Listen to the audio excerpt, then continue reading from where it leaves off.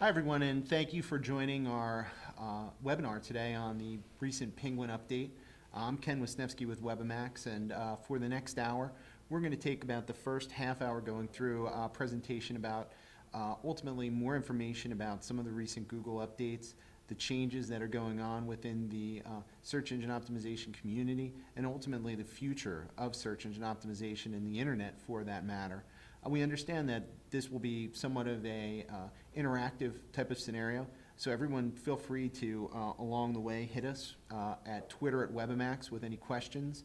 Also, there's a Q&A portion on the WebEx that we're doing here today, and additionally, we've set up a specific email, penguin@webimax, for everyone to also be able to reach out and ask additional questions that you may have regarding different things that we might touch base on today. So throughout the webinar, you could feel free to hit us with the questions, and we're going to be circling back at about the halfway part to kind of go through those specific questions. And again, we're going to try to reach as many of those as we can, and additionally follow up with those upon the completion of the actual webinar itself. So today, our main focus is really going to be for direct people that are going to be speaking with you. Obviously, myself, Ken Wisnefski, Chris Countey, the Director of SEO here at WebiMax, Mike Stricker, our Director of Search Marketing, and Todd Bailey, our VP of Digital Strategy.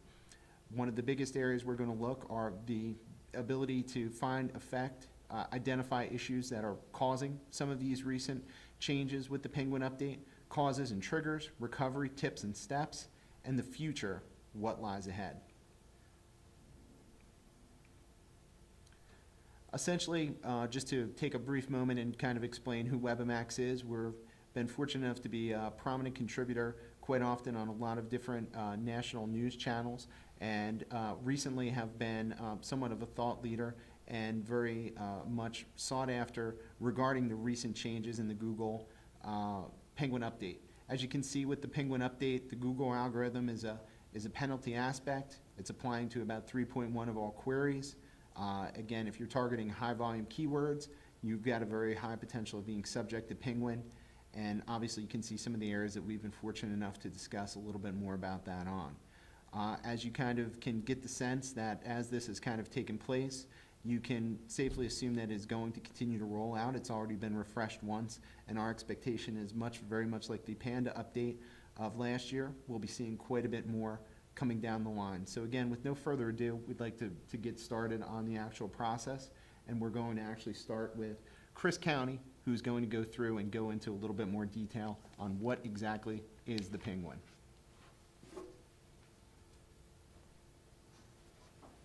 Thanks, Ken, and thanks everyone for joining us on this Penguin webinar. I'm Chris Countey. I'm the Director of SEO here at WebiMax.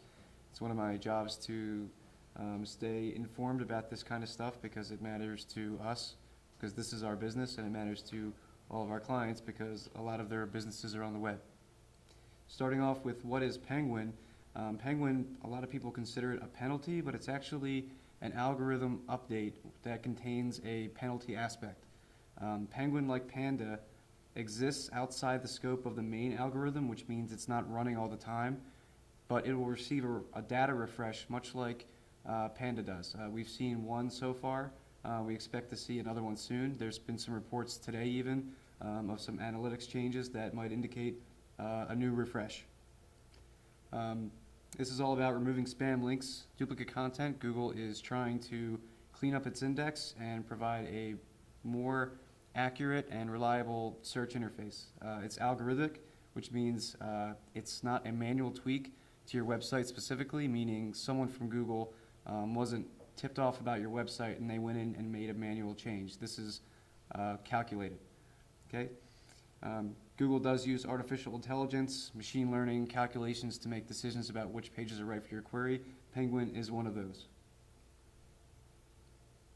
Okay, the first thing that everyone asks is, was my site affected? And the best indicator is if you saw a dramatic drop in traffic on April 24th or April 25th within your Google Analytics account. This is not a subtle change. You would see a dramatic drop in traffic at that time. Another way to see if your site has been impacted is if you do a site search for your domain or your brand. This may appear, it appears that if your site does not come up number one for your brand, you may have been impacted. Additionally, this could indicate that your site has been fully removed from the index, which would be the worst case scenario. Okay, a little bit about the Penguin timeline, what we know about from what Matt Cutts has said in the past and now what has come into fruition. We know that on March 16th, he made a comment at South by Southwest, kind of out of the blue, that they expected a over-optimization update to be coming in the near future.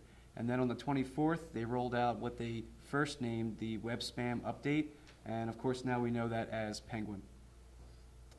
We can see that the impact again was not subtle. Sites that were impacted saw a dramatic drop in organic traffic from Google. So other evidence that your site may have been impacted, you may have actually received a letter in your Webmaster Tools account attached to one of your sites from the Google Webmaster spam team. This is a clear indicator that your site was, may not have been a Penguin hit, but this might have been an actual employee who was engaged in this opportunity.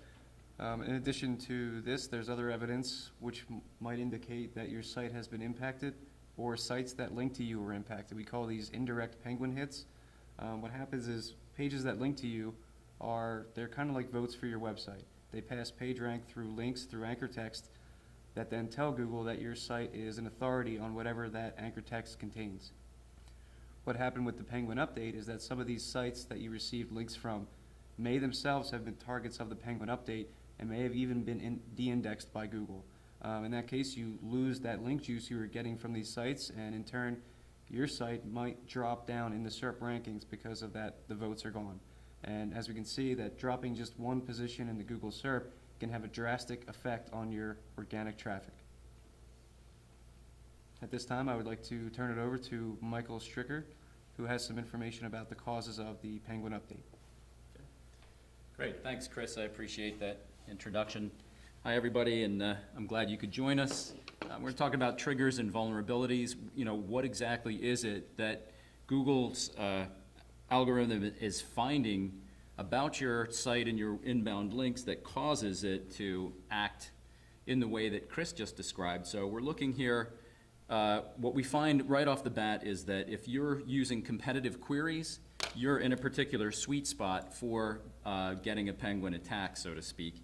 If we're looking at your use of keywords within this 3.1% of queries, and if we're talking about money keywords, competitive queries, what you might call marquee keywords, that's putting you in a vulnerable position because chances are you're being very competitive and you're working very hard to maintain rank in this very competitive space for these very competitive keywords. And you know, if we look here at Google's own paid advertising keywords, we can see indications of some of the keywords that may be included in this subset of 3.1% queries, including, you know, for instance, apps right at the top, cloud computing. You can see some of these other things. Also, anything that's transactional with the words buy or best or cheap, as well as some of the fields that rely on SEO for a lot of their income.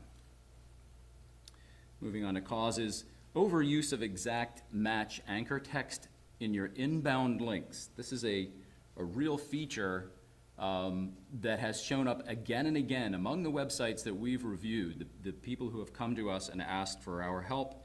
We take a look at their inbound links, and again we see that it's not just a matter of using occasional exact match anchor text, but that the predominance of your links are actually using it. And so there was a test that was done. Somebody ran a test on 10,000 websites, and they discovered that when your exact match anchor text exceeded 60%, as it went up from there, your chances of being hit by Penguin increased. And if you kept your use of the precise keywords in your anchor text below 50%, there was virtually no chance that Penguin was going to strike you. So this is a pretty clear indicator. If you're engaged in this, this could be your problem.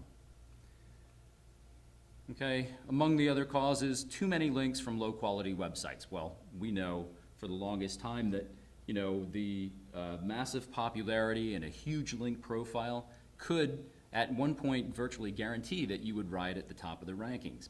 But What we found now is that Google is going to pay attention to the quality. It can do a much better job of finding out the qualities of the website, whether it's relevant, whether the authority of that website is actually going to do you any good, whether anybody actually engages with that website. What is its traffic level like? Is it socially engaged at all? Are people actually sharing that particular website that's linking to you?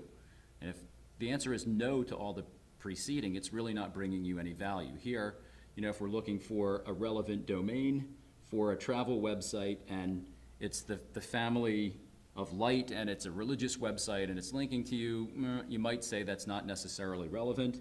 Also, if we're seeing things like Octopedia or encyclopedic links or something, websites with those kinds of names, you can visit them if you like, but chances are you've found a really bad directory. It's not of any special use. Nobody really visits it and moves traffic off of that site. And likewise, if I find a directory that's named free SEO directory or something, you're virtually assured that this is a low quality directory. If you see lots of these among your links, you got a very good indicator that you have a Penguin vulnerability. Another indicator, and this is written into the Webmaster Tools message that you may or may not have received, Google is sensitive to link schemes. Link schemes are frequently used by paid link services, so this is kind of tied into that practice. But you may have created link schemes of your own. If we're looking at this particular link scheme, if we think of it this way, this is more or less Google's own link scheme from 45 different domains aimed at their particular set of websites. The principal ways of finding these link schemes can be that the domains are somewhat associated, whether it's by shared Google Analytics or some other tool, some other account that can be detected. You might use various tools to find this, so I'll just stop for a second and say that if you were using, say, some of the tools that we frequently do, Ahrefs, you'll hear us talk about SEO Moz's great set of tools, including Open Site Explorer. Majestic SEO is a great set of tools and has some very particular things that we like to use there, including trust and neighborhood.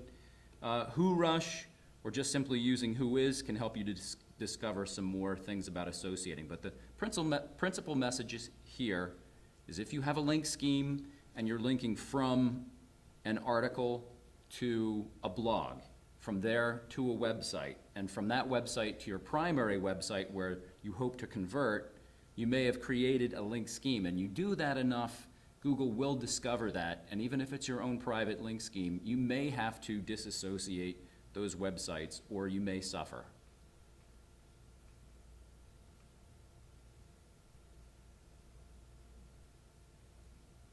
Okay. And moving on to another cause. This is a feature of the kinds of inbound links that you have, what websites they depart from, what link types do you have. And in the image here, you can see that this particular website received almost half, like 48% of their inbound links from their own domains. That's a clear indicator of a link scheme, because if this tool can detect, or if we can detect that these are all associated websites, whether they're on the same IP address or the similar C block address, or that they're sharing a Google Analytics account, you can bet Google can detect this too.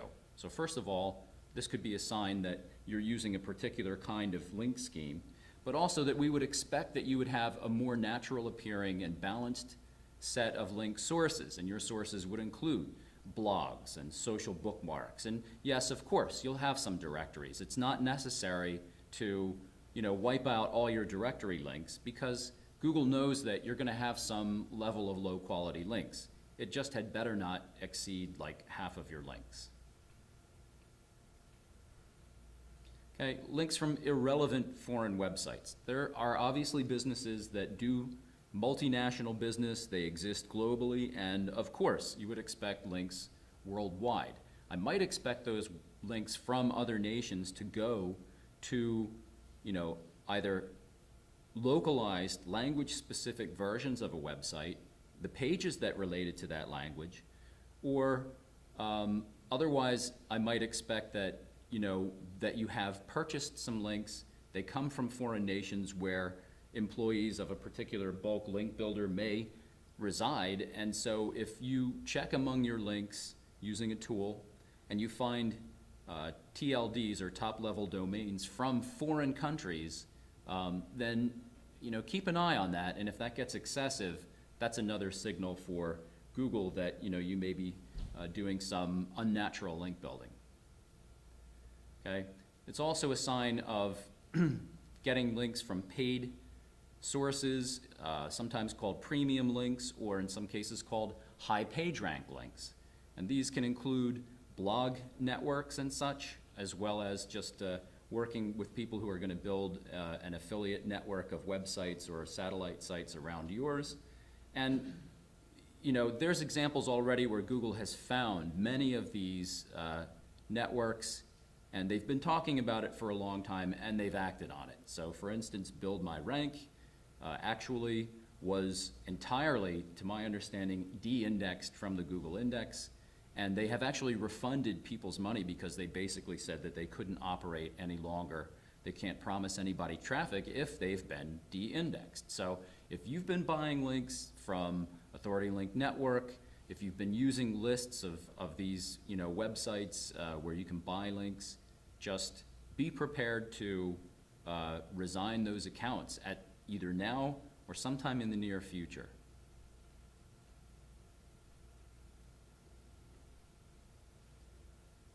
Okay, so a series of signals, too many site-wide links. If I see among my inbound links list using a tool that I have 5 or 10 or 26 or 54 links from any particular website, and you can search, you can sort them, you can find them.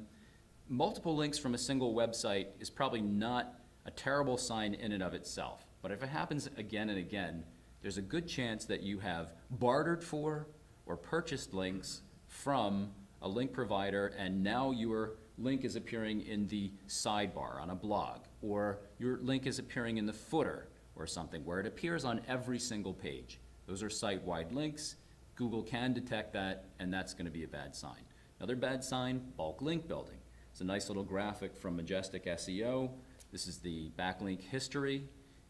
In the month of April in 2011, we discovered a complete 1 million link build that took place in that month. And even if this is off by a few percentage points for a lack of complete accuracy, 1 million links built in any month is almost certain to have a high volume or a high proportion of poor links built from poor sources. So, this is a bad signal.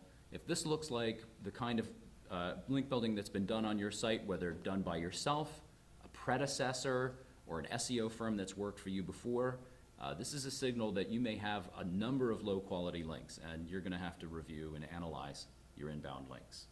Links from bad neighborhoods. Google talks about trust.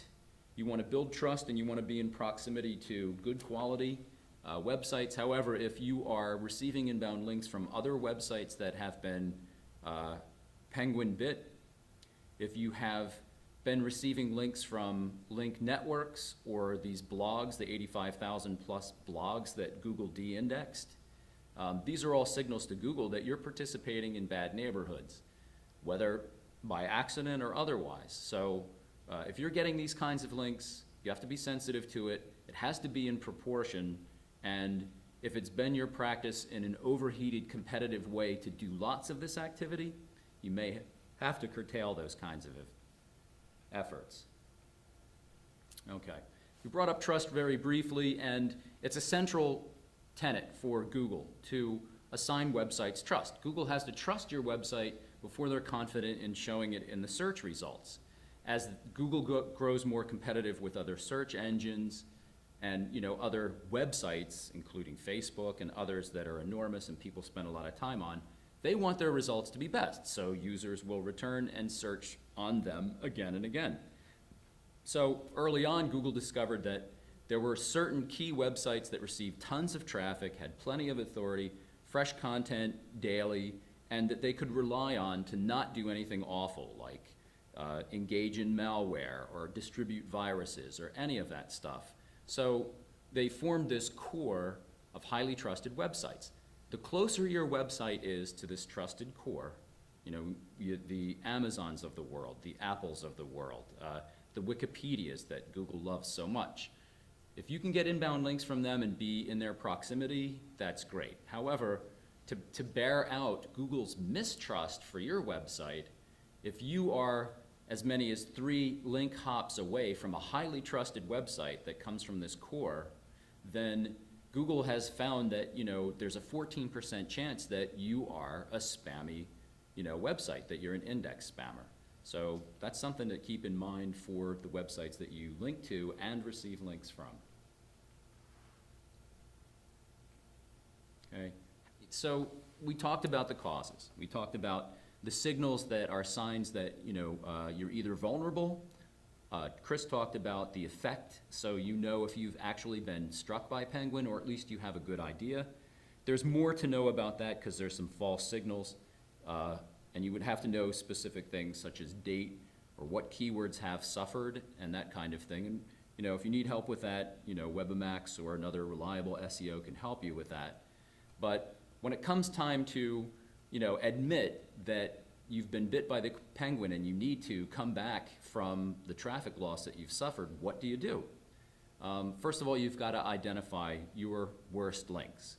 You have to identify them in a way that makes it easy to take a list of all of your inbound links, or all that you can discover, and typify them. You may have links that are bad anchor text, that are exact match anchor text, and you have lots and lots of those. You may have links from bad blogs or bad directories, and you can see those. Identify all of the bad links that you can.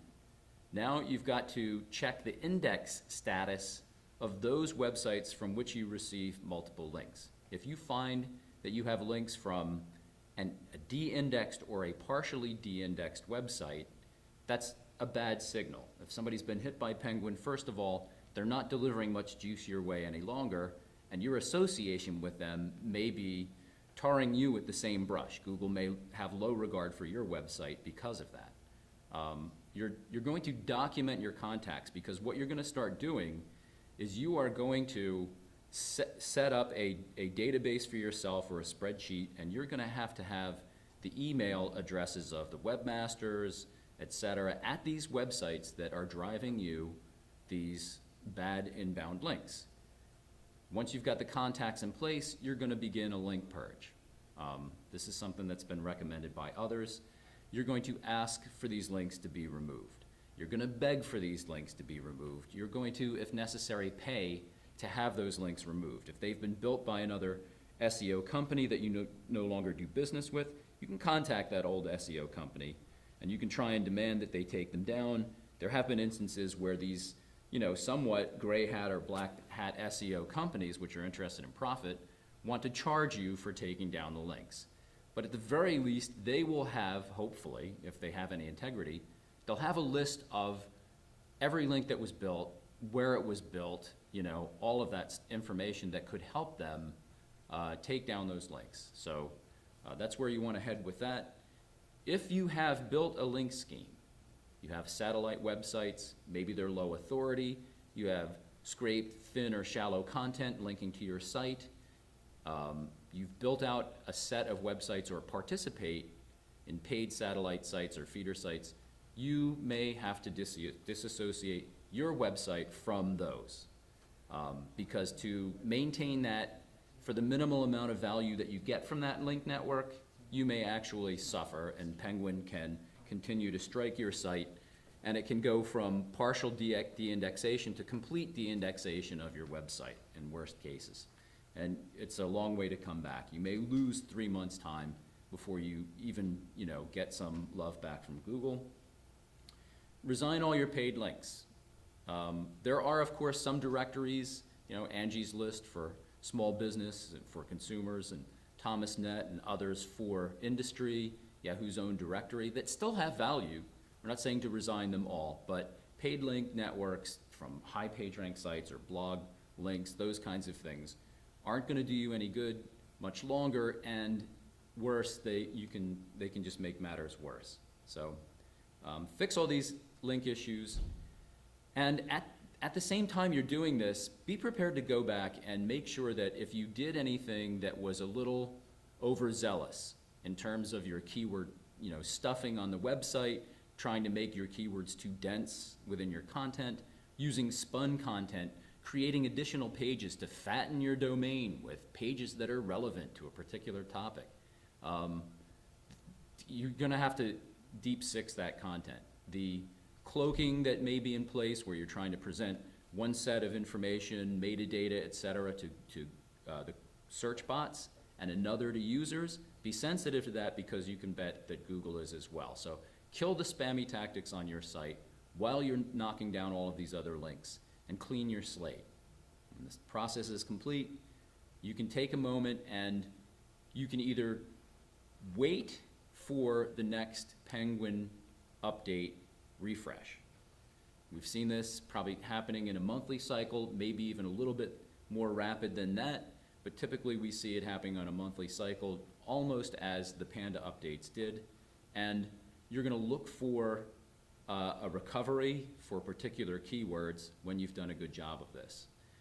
If you feel that you have suffered unfairly, you can use Google's own Penguin feedback form and be prepared to enter lots of information there so that you can present your case more or less to Google. You don't want to use this form to complain about how unfair Google is or how much income you've lost. Google's not going to want to hear that stuff. What you do want to recite, though, is you want to tell them about what efforts you've undertaken. What have you fixed? What have you done?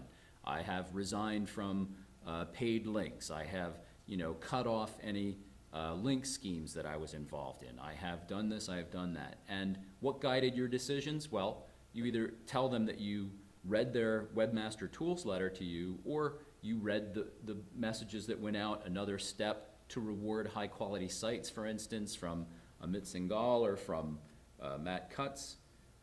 You're gonna send them lists of deleted links. It's gonna help your case to present a rundown of URLs that you have cut off, that you've managed to get those links to cease for your site. And Google can run this and make sure that you actually have indeed done this. So go ahead and present them with that information.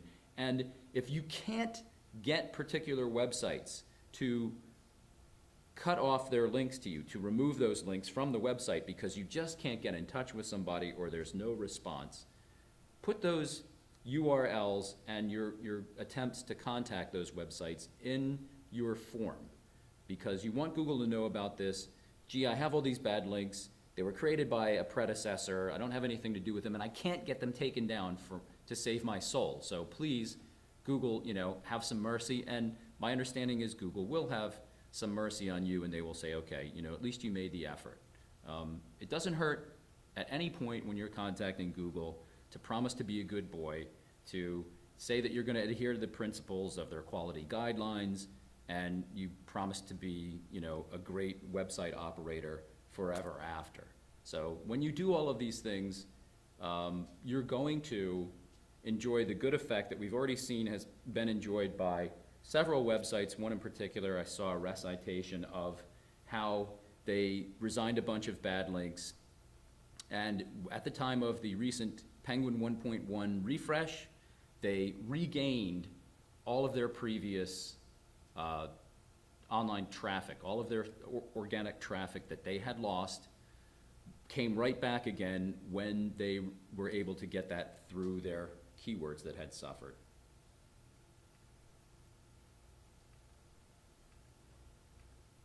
Okay. All right, on to Todd Bailey, who's our Director of Online Marketing for the future of SEO. Okay, so what is the future of SEO, the future of internet marketing? And thanks to Chris and Mike Stricker, who both gave us some great insights related to what is the Penguin update, why was I affected by the Penguin update, and how can I recover from the Penguin update. Once we've completed the presentation, this will be available through SlideShare as well as YouTube for those who have logged on and seen some technical concerns at slide 7 or 8. So let's take a look at what the future of SEO holds for us. Is SEO going to continue, and how is it changing as we move forward? And we need to understand, first off, in this time of change, what is Google's actual strategy, and how do authors hold the key, and what does that mean? And social engagement optimization, how can I optimize for social and understand social signals as well as social visuals? Segmented traffic optimization, relationships becoming important, and authority PR campaigns. So these bullet points really outline the future of internet marketing as we steer away from some of the previous tasks that we used to do. Google's strategy is, first off, brand related and has been brand focused, brand centric for the past 6 months to a year with their freshness update, focusing on big brands because that's where big bucks are, within the brand. And when you want to leverage your brand to gain rankings, you want to achieve more citations and more trust. Trust rank has certainly become important, and the more citations you can get of your brand name out there, you will be rewarded with those signals. Social obviously has been for the past couple years important, but as we've moved further with personalized search, social has just become an identity signal. It's an indirect relation related to SEO, meaning that it really doesn't mean the more tweets you get or +1s you get, the higher you're going to rank. It's more indirect than that, whereas with personalized search, you'll experience that higher click-through rate with that identity actually recommending your content. And that indirect relation with the higher click-through rate will reward you with the additional rank on your keywords. Personalized search is a reality at this point, and it affects SEO through your social connections, again, increasing the click-through rate with your indirect relation. We touched a little bit on authorship and the importance of authorship as you gain these relationships and you push this high-quality content out. You need to understand that the identity signal of your actual author or the author pushing your content for you is important. So we have to understand the rel equals me or author tags and make certain that you're increasing the authority of the author. So Google also considers what the industry is doing, and venture capital has steered a lot of money toward enterprise SEO, social signals, as well as API development. And if that is the way that venture capital is going, it certainly is important as it is for brands. Innovation leaders picking up on these signals with the trust as well as authorship would be SEO Moz, Majestic SEO, and HubSpot are great platforms to use for your SEO strategies. And lastly, SERP rankings, your search engine result page rankings. Still important to understand the health of a site. The rank of a keyword isn't the most important thing at this point. It's more the traffic and conversion and optimization, and obviously the click-through rate and time on site. So focus your efforts within your analytics and what your analytics are telling you, and understand your conversion optimization, which pages have the higher bounce rates, and you need to optimize those better for a better time on site and better click-through rates to achieve higher rankings. Google does use human quality raters extensively in the testing of their algorithm. So that's just another important signal for us to understand as far as these experiments that Google does throughout the year. The authors hold the key when we move forward. PR is what we're going to touch on in a couple slides here. It's certainly where we're moving at this point. So who's important to you as a business owner trying to leverage internet marketing? It's PR. It is public relations. It's those journalists, those writers, those bloggers who have that identity and that authority. So those are the relationships you really want to push, as relevancy is our king at this point, not so much the content. Content is and can and has been exploited at this point with the amount of content folks can push out there. So relevancy and the authority of the identity of the author is what we should be focusing on.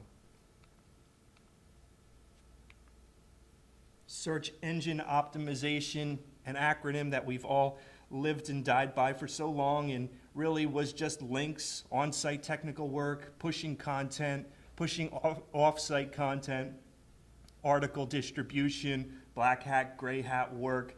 That is of the past at this point as we move toward social engagement optimization and utilizing all of these identities within the social platforms to gain higher rankings is where we're going. So we really want to focus more on the social aspect of our campaigns. So with this window, if you are affected by the Penguin update, you should be doing a lot of the practices Chris and Mike have already discussed, but we also want to take a look at social signals as we move forward with the future, and that is the author rank and aberrations or deviations in ranking signals that may seem unnatural, whereas if you have 20,000 followers but you have 5 fans on your Facebook might appear unnatural. So a consistent and clear social campaign is definitely recommended and should be part of your strategy. Google's new direct answers results are in more searches at this point, and as Mike mentioned a little earlier, relevancy is king, and that actually is a great thing because content has been exploited to this point, and it is a good movement forward for SEO, or what we call inbound marketing. 50 updates per month, 500 updates per year, and over 20,000 experiments in 2001 through Google's team. So they continue to innovate, and we continue to follow and see which way we should go. And social visuals are definitely important at this point as Pinterest has gained traction alongside Twitter and Facebook, and having a great social visual campaign will excel your brand as far as conversion rate and click-through rates. Identifying the actual products and services in a social fashion is just a more enhanced way to engage your community and earn those likes and retweets. And within social, we have to understand how to engage, and here are a couple examples that we'll quickly go through at fab.com. Actual community member just ordered the latest poster. Isn't that great? E-commerce done right. Well, that Fab social community manager replied promptly with "You flatter us," with a nice social voice, and we're excited to hear that you got a great poster. Same down below with the Gap social community member. That actually is the way you need to be focusing your brand within social, as far as encouraging your community to comment within your hashtag or at your handle, and you need to respond to those engagements. Segmented traffic optimization has become very important in the past year or so, and that's identifying not only just brand versus non-branded traffic, it's understanding what that organic traffic is doing when they're on your site, the actual interaction goals on your site. Which pages are they clicking to? What is the link flow, the click flow? All of these elements or events within your analytics are something that you should be optimizing at this point. The relationships I touched on a little earlier, again, that is one of the most important things as we move forward with the future of internet marketing, and that is the fact that the anticipated merger between SEO, SMO, and content marketing with PR, public relations, is now, and it's titled Inbound Marketing. And it's not just press releases, pushing out press releases with no real rhyme or reason other than just to gain traffic. It's really creating relationships within the community, within blogs, news outlets, guest blogging opportunities with authoritative authors. So this time is certainly important as SEO, it's not dead, it's just changed and merged more into getting pitches and using the news outlet to gain more citations within the internet. So what does that look like when you try and construct an inbound marketing campaign or an internet marketing campaign? Obviously, on-site optimization will always be here. That's the technical back-end hard coding work we always do. We make certain that our site loads quickly and we're not keyword stuffing and we're within Google quality guidelines. Will always be a part of our practices. The content has become as important as it always has. Freshness is what we're looking for, making certain that we have fresh content both on and off site that is of high quality from an authoritative author. So using that, the rel equals me or rel equals author tags within your Google Plus profiles, connecting, all of those are integral within your content. Guest blogging, the relationship focused and the relevancy, and it's no longer just purchasing 10 guest blogs from some blog network as Mike discussed. It's actually making those guest blogging relationships and writing that content or having someone write that content for you with an authoritative handle and getting the content out there in those arenas. Brand monitoring, we discussed, is that high priority on reviewing your link profile. There is that concern of negative SEO out there that folks may target your brand or your company and push out a bunch of poor, low-quality links toward your site with that exact match keyword. So understanding what your current link profile is, if you're in the window of Penguin right now or if you're safe now, this is one way you can be safe in the future as well. Link building will always be an element of SEO or inbound marketing. It's just, again, changed the way we do it. Less focus on the anchor text, so diversification, no longer just anchor text is the keyword, really just a poor signal, and Google has been telling this to us for a long time. It's with the Penguin update just a slap in the face to webmasters. Hey, I told you this for so long. Here is the Penguin update. So more focus on the trust at the core of the integrity when we look at those sites like Amazon and Wikipedia at that core. That's where you want to get close to, as close as you possibly can. Public relations certainly is the most important element related to this inbound marketing strategy. Gaining the pitches, the interviews, and the citations and more, it increases your brand awareness within the internet space. So if you can leverage resources or time, certainly it is important, social as well as public relations. Social engagement, routine updates and communications across all platforms, Facebook, Twitter, LinkedIn, etc., certainly should be leveraged. Thought leadership, to become an influencer within your space, within your vertical. Create or somehow maintain authoritative content related to your services or your product. Create white papers, do webinars related to your industry and your space. This thought leader, this positions you as a thought leader in your industry and will gain you that additional brand and citation recognition. And these are all earned opportunities and earned shares. Position high quality and content socially and then market that high quality content to earn shares. Just going out and purchasing 20,000 plus ones for your content is of no value. It's creating that high quality infographic or video or webinar and pushing it out there and doing a good job, putting your time into it, some muscle, some sweat, and actually putting something out there that business owners or your target audience really appreciates, and that's how you earn those shares. Traffic replacement is certainly something I've discussed with many folks who unfortunately are in the window, on the downside of this window of Penguin, and they need to replace their traffic until they wait for the next refresh. And some opportunities lie obviously in paid CPM or ad networks, and retargeting on an organic or a paid side is an opportunity to replace traffic, as well as referral traffic. That's the guest blogging, getting more sites to refer back to your site, as well as display advertisement. Gamification implementation on websites is certainly a great recommendation for internet marketing to increase the amount of return visitors. That's customer rewards, loyalty badges, discounts, and coupon type programs. And with Google Shopping now being available, free or paid, comparison shopping engines should be certainly included with any e-commerce internet marketing strategy.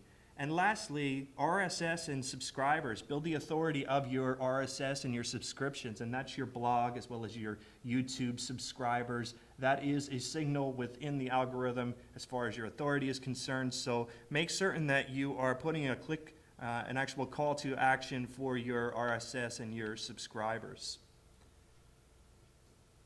So some of the tools and resources that we use to prepare today and we use on a daily basis within SEO are SEOmoz.org, Open Site Explorer, Majestic SEO, Ahrefs, as well as HubSpot. So we definitely want to thank those companies and those tools for their wonderful products and services that they offer. So at this time, we do want to open up a Q&A as I'm looking at my PR person to my side, and I see that we have gotten quite a few amount of actual questions at this time. I do want to let everyone know that we will be posting this on slideshare.net/webimax as well as youtube.com/webimax. And if you have immediate questions regarding your site, please contact the phone number listed here as well as this email address. Hi, everyone, this is Ken Wisnefski again, and again, we appreciate the opportunity to kind of roll through and discuss the actual outline of the discussion today. And again, we're actually in the process of gathering up some of the questions, so we're going to run a little bit over time here. We had originally intended for it to be an hour, but again, we want to make sure we're trying to address some of the questions that are coming in. As we're kind of getting those together, one of the first questions that had kind of come in was a little bit on the high level side. Just kind of related to why is Google suddenly making so many more updates, and why is there suddenly such more of an interest in the integrity of the actual search results? And I think the reality around that could be looked at in several different aspects. And I think one of the big things is over the course of time and how the internet has evolved here over the last decade or so, the interest that's really around natural search results has really increased. When it really first started, I think there was not as much of a clear delineation to the average internet user between paid and natural search. And over time, we've started to see more and more effort and also interest on the actual consumer side of going towards the actual natural search results. That seems to be the area where the best conversions are driven. So in turn, it's been our impression that Google's paying very close attention to that, because the fact that natural search ultimately takes away from one of their biggest revenue sources, which is the paid search entity. So for a lot of different reasons, Google is paying a lot more attention to natural search, and because of that, we obviously feel that it's something that we need to pay very close attention to as well, and we can anticipate that there's going to be more additions to different updates such as this. The Penguin update will probably have several other different reiterations, and will continue for some time, much as its predecessor, the Panda update, did. So the reality of it is this is something that really has become the norm within natural search. And for everyone on the call today, clearly, being involved in a web property and making sure that natural search results are prominent, it's a very key element in your business today. So again, something that we all focus on. With that said, I know that we've got some questions here, and we're going to try to run through them. Again, keep in mind that we do have the Penguin@WebiMax email set up, and it's been our intention to go back and try and answer as many questions as we can here. And again, we're going to run a little bit over time, but we do want to address some of those questions. Starting up first, I'm going to bring back Mike Stricker to answer a question that we have recently got and kind of touch through that, and we'll roll through these very quickly. Great, thanks, Ken. Appreciate that.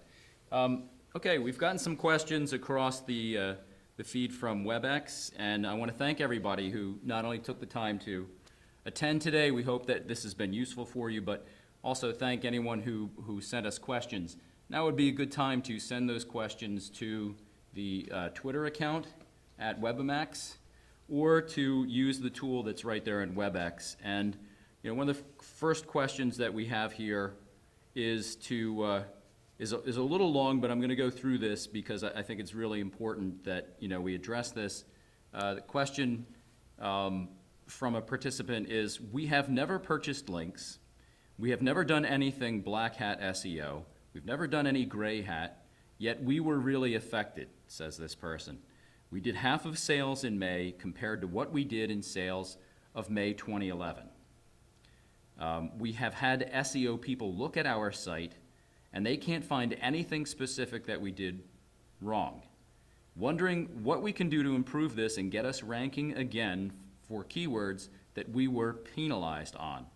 Any suggestions for sites that may have been penalized wrongly? And I'm going to do my best to answer this. I'm going to encourage this person, if they like, to connect with us either through email or to connect with us using any of these methods that are on your screen now, because this bears further analysis. We would want to look a little more deeply. One of the things that comes to mind, and I may be reading too much into this, but when you have, as you say, SEO people look at your site, on-site signals are a minor part of this whole update, and we would expect the majority of the punishable acts, if you will, that Penguin's looking for are about your inbound links and your use of a particular query. So you may have had SEO people going over your website looking for, keyword stuffing or cloaking or stealth or whatever. There's a lot of things that you could have used on your site wrongly, if you will, but if you haven't done those things, then we have to look off-site.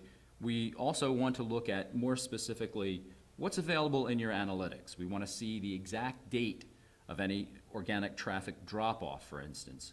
We want to make sure that it's not tangled up with, for instance, an April 17th and 18th crossed signal. Google was going after landing pages that shouldn't rank, landing pages for parked domains. So Google said, well, how important is it people go to a parked domain? That's ridiculous. These things shouldn't rank. But when they took those down, they took down a lot of other websites with that. So depending on the date of any traffic fall off, that might give us a clue about what exactly is going on. And you can rapidly restore rank and traffic if that's a missed signal with Google. As far as what you can do, we're talking about a number of things that have to do with your inbound links. We would want to look further, and we would encourage this person to get in contact with us however possible, because I feel that we can be of assistance in this case. I'm going to turn the mic over to Chris Countey, and he's going to address the next question that comes up here. Thanks, Mike. And I just wanted to reiterate, thank you for spending time with us in this webinar, and even more, thank you for coming to us with your questions. They actually help us do our job better and maybe uncover things that we didn't think of before. Did have a question regarding exact match anchor text. It says, I am confused. What about exact text, exact anchor text? It says, what do you mean when you say exact match anchor text? What we talk about when we say exact match is anchor text is essentially the text that you use for a link from one page to another, whether that link comes from an outside source or whether that link is internal from one page on your site to another. When we talk about exact match, chances are it's the money word or the keyword that they're talking about. So if you want to rank for SEO, for example, then you link SEO from all of your external sources. Or if you want to rank for ice cream, you link ice cream as your anchor text across multiple channels. And what Google is looking for, it's looking for unnatural link building. Everything about this update has to do with things being natural. It's looking for things that normal people probably wouldn't do, especially in access. When you talk about when you link to another website or you share a website with your friends, or if you have a blog and you link to another site, chances are you're not going to link using the exact match keyword that you want that site to rank for. You're going to link using the brand name or the website URL or some other term, maybe even a phrase that caught your eye. So what this has to do with is if Google's looking for an unnatural quantity of these exact perfect links that we know have been effective in the past to increase rank. I hope that answers your question. I'm going to turn it over to Todd Bailey.